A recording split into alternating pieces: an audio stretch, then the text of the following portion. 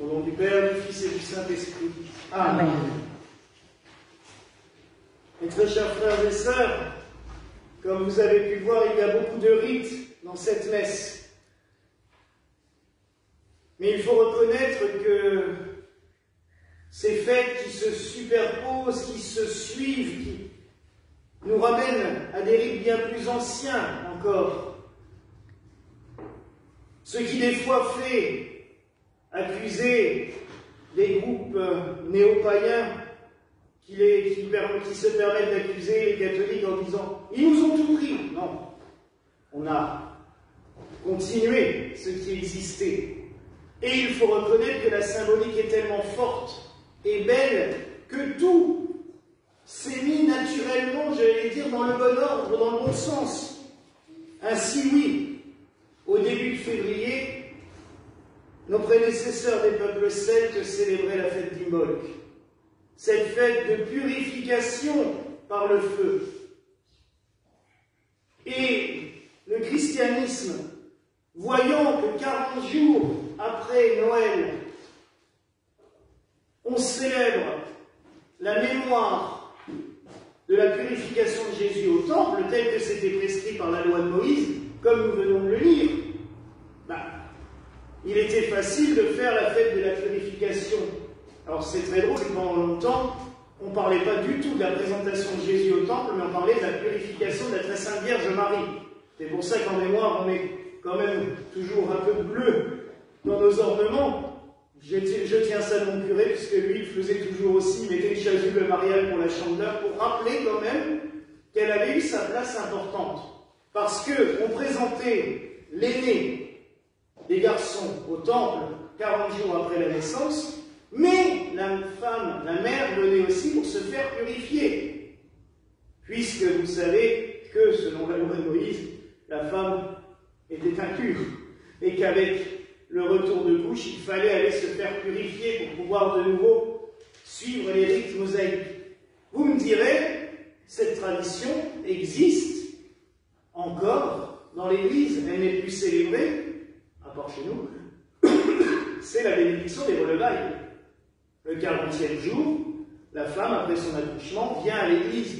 Mais la purification, quand on lit les textes de l'époque, des relevailles, l'Église avait déjà anticipé ce que maintenant toutes les femmes connaissent et qu'on entend dans toutes les émissions concernant les bébés et la grossesse, c'est tout simplement le baby blues.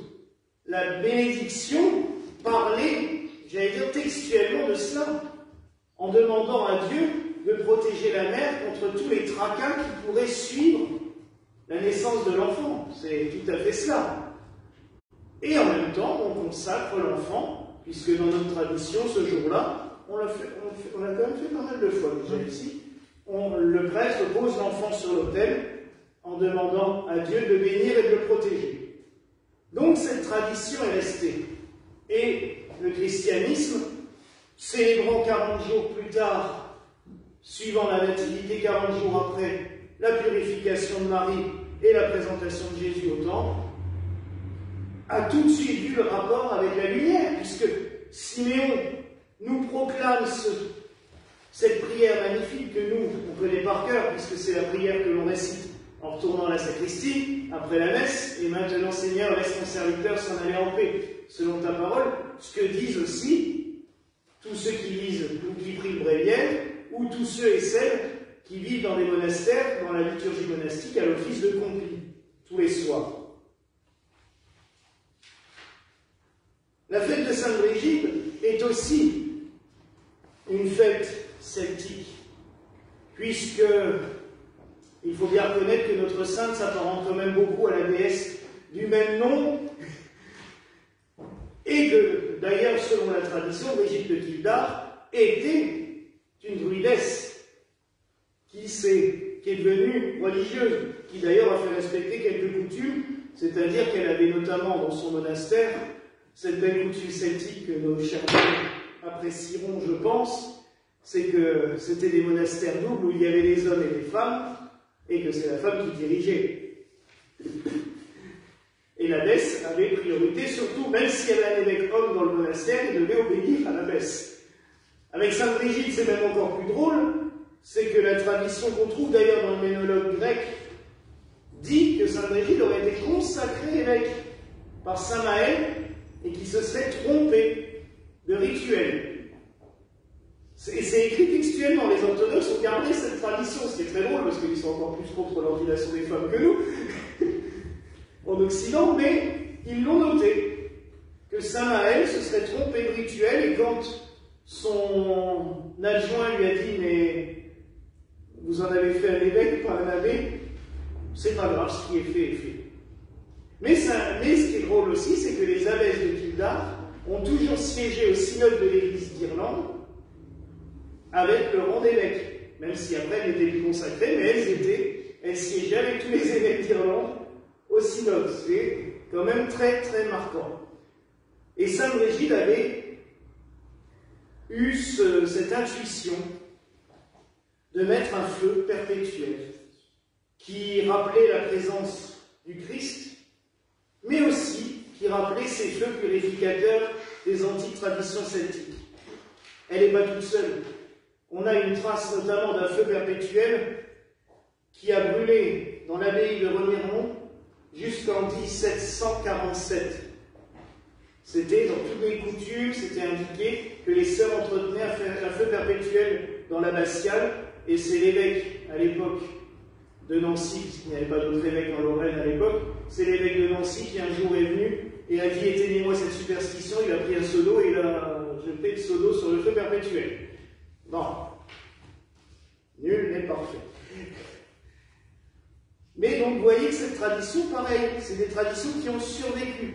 Et ce qui est très beau, c'est que d'ailleurs, il y a une trentaine d'années, à Kildare, ils ont rallumé un feu perpétuel. Bon, maintenant, c'est un feu à gaz. C'est plus facile, c'est comme la flamme du soldat inconnu, mais c'est plus facile à entretenir que d'avoir une douzaine de religieuses préposées à l'entretien du feu tous les jours. Mais ça survit, ça se garde.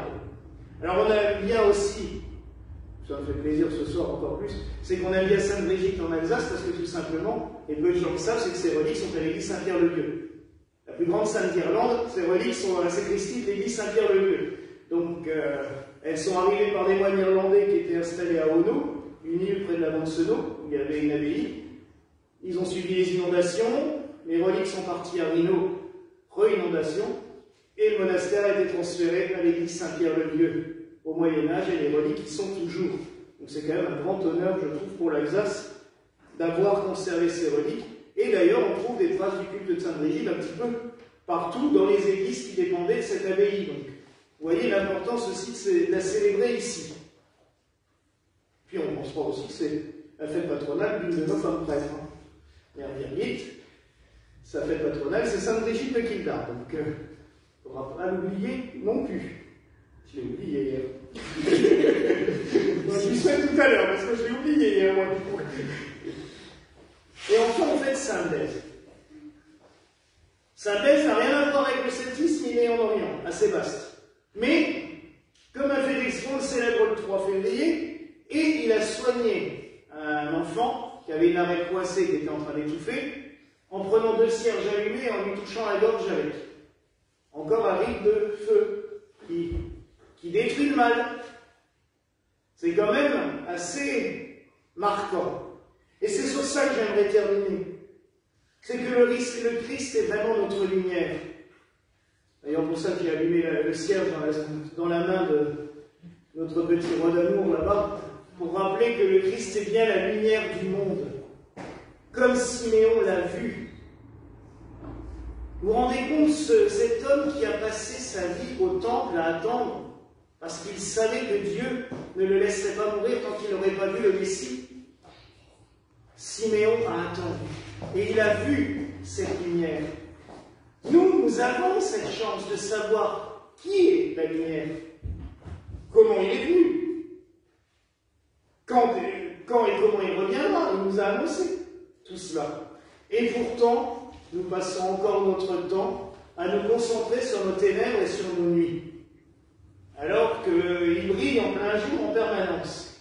C'est aussi ça que la fête de la Chandeleur nous rappelle, que toutes ces ombres, toutes ces ténèbres qui nous envahissent, qu'on laisse nous envahir souvent, parce qu'on les provoque souvent nous-mêmes, hein, en ressassant. Ben, cette lumière du Christ, elle est là pour les effacer, pour les illuminer. En notre feu a eu un peu de mal à démarrer, mais il brûle encore, c'est bien, parce que ça nous rappelle que ce feu, il est purificateur, il nous nettoie. Vous savez, tout n'était pas mauvais chez les païens comme ça. Parce que, comme je disais que les païens nous accusent, nous, mais on n'a pas toujours été très cool non plus avec eux. Ils avaient des choses quand même intéressantes, et puis ça annonçait le Christ. Je vous l'ai déjà répété souvent. Quand on regarde dans les traditions des autres peuples, ils nous annonçaient le Christ. Ils nous annonçaient la Sainte Trinité, les Celtes avec leur triple rayon de lumière. Hein. C'est quand même très inspirant quand on y pense. Donc, mes frères et sœurs, laissons cette lumière nous envahir. Laissons cette lumière pénétrer au fond de nos cœurs, au fond de nos âmes, pour chasser toutes ces détresses, toutes ces angoisses, toutes ces ombres. C'est vrai que le temps s'y prête aussi en ce moment, c'est tellement tristouné qu'on a besoin de cette lumière, et c'est là bien qu'on se rend compte que physiquement on en a besoin, mais spirituellement tout autant, mentalement tout autant, on a besoin de cette lumière. Alors laissons le Christ nous illuminer. Cet après-midi à la maison de retraite, une vieille dame me dit: mais je ne sais pas ce qu'il veut de moi. Elle a 86 ans. Je ne sais pas ce qu'il veut de moi. Et de toute façon, je ne me laisse pas faire. Elle dit: je suis trop rebelle, je n'ai jamais réussi.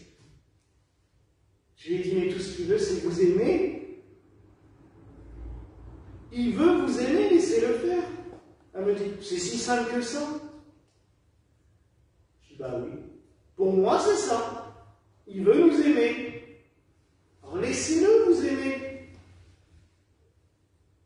On m'a dit: je vais essayer. Je vais retourner la voir demain, de toute façon, j'en reparlerai avec elle. Mais laissons-le nous aimer. Laissons-le nous illuminer. Je suis la lumière du monde. C'est quand même pas sorcier ce qu'il nous a dit. C'est-à-dire que n'importe quoi qu'il arrive, quoi qu'il se passe, il est la lumière du monde. Il est là, il est présent. Laissons-le faire. Accueillons cette lumière. Portons-la dans nos cœurs. Et comme je vous le dis souvent, quand nous sortons d'ici, même si nous allons éteindre notre bougie, que cette lumière, elle brille en nous. Ça, c'est le plus important. Voilà, mes frères et sœurs, la grâce que je nous souhaite en ce jour, au nom du Père, du Fils et du Saint-Esprit. Amen. Je vais la fumée sur le... La fumée sur le...